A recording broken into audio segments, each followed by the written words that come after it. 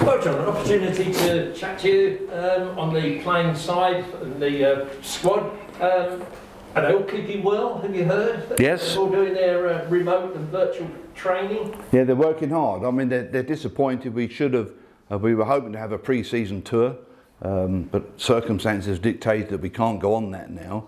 And that's a disappointment for the guys. It's always good to get out and play some cricket before we actually come in and start the season here. But we've had to stop that for obvious reasons. But they're working hard. They've been doing gym work, etc., through the winter, and that's continuing. They've got their own personal fitness programs. They're being carefully monitored by the physio and the fitness coaches. So, you know, there's a very close eye on the guys, and they're responsible individuals. They're professional cricketers. They know what's expected. So they all have their balanced diets that they have to follow. And so when we do get back into the outdoor training here, which we're looking to do somewhere around about the beginning of March, it'd be a bit cool out there in the middle of Chelmsford there in March, but that's the plan. If we can get them out there, we've got the hybrid wickets now, so we can use good wickets during the winter months. So they'll be up and ready for the start of the season on the 8th of April. And topic at the moment is Dan Lawrence, isn't he? And I think as we speak just earlier today, it was announced he's going on the tour of India. Yeah. See the smile on your face. It's a great pleasure to see it rise for everybody with the club. Well, it is. We've watched Dan come through from a very young age here, and he's a talented cricketer, as we've all seen. And it's great that his talent has been recognised at last. And he had a dream debut, didn't he? And I think the impressive thing was that he looked so natural. You know, he must have been very, very nervous as he walked out there. But he soon got into his stride, and he looked like the Dan Lawrence that we know.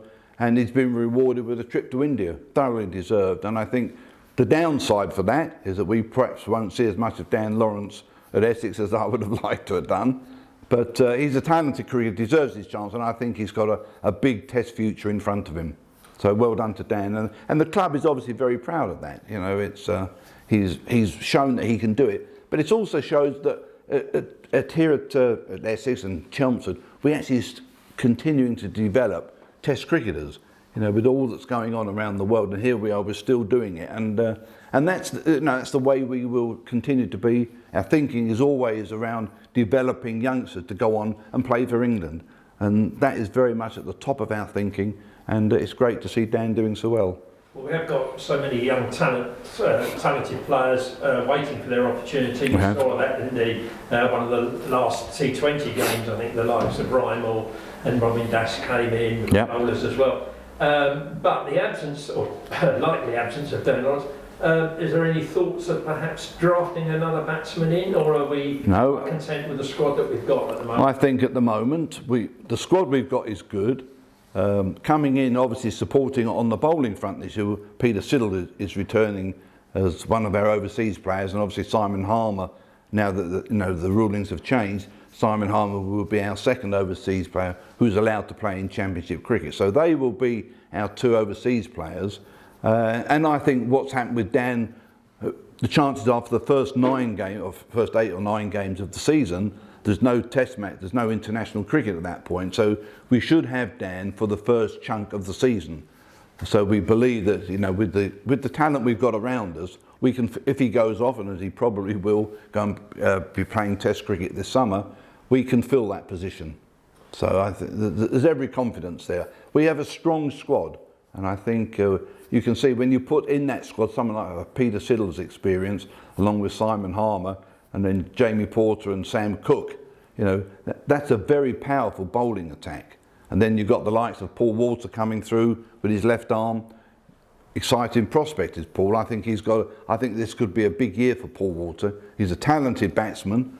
He's good left armour, and I think that we're going to see a lot more of Paul Walter, I think, this year.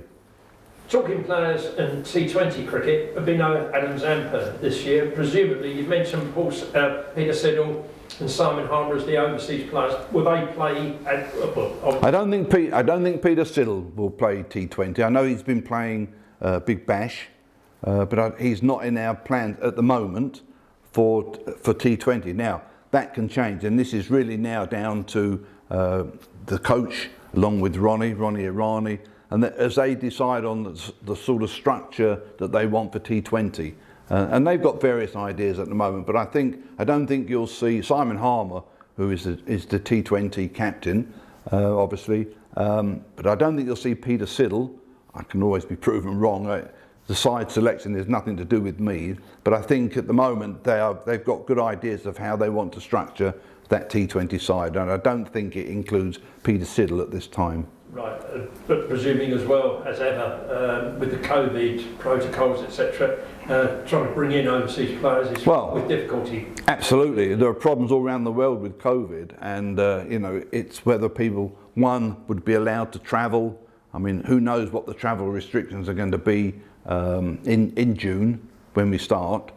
So it's hard talking in January when we know that we've all seen what this COVID can do, and it changes the whole time. You've only got to get a new variant come out of the disease and everything changes again. So it's I think so much could happen between now and June, and I think what we've got in place right now sets us up well for going through the season. So very much, I mean, that's a squad we've come to know and love, and hopefully out there we can see some cricket this year. But every confidence, as you said earlier, that we can have another successful. Yeah, I mean, there's no reason why we shouldn't have a season that we feel we're entitled to. You know, we've proved that we can do it. You know, we surprised a few people when we hit the double, and I'm not saying you're going to get getting the double is an amazing achievement, but that's in your aspirations. You know, as we go forward, wouldn't we love to do that again and have that feeling? But the main thing is, we'll be focused for the start of the season. We'll be ready. We'll be fit. We will be challenging, and I think we're in a good position to bring a trophy back to Chelmsford this year.